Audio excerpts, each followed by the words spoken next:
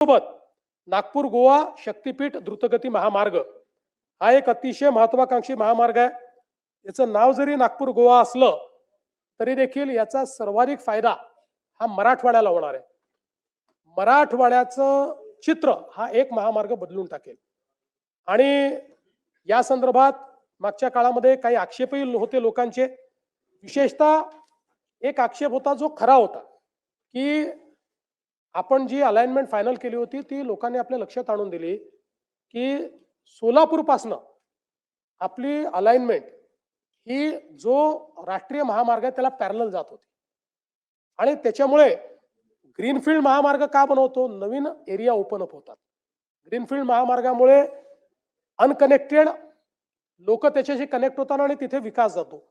आणि म्हणून आमचे जयकुमार गोरेजी, अभिजितजी या सगळ्यांची आम्ही चर्चा केली आणि याची सोलापूर पासनं एक वेगळी नवीन अलाइनमेंट आम्ही तयार केली आहे.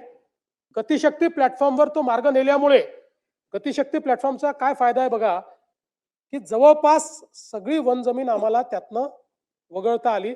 अगदी थोडीशी वन जमीन आली आहे.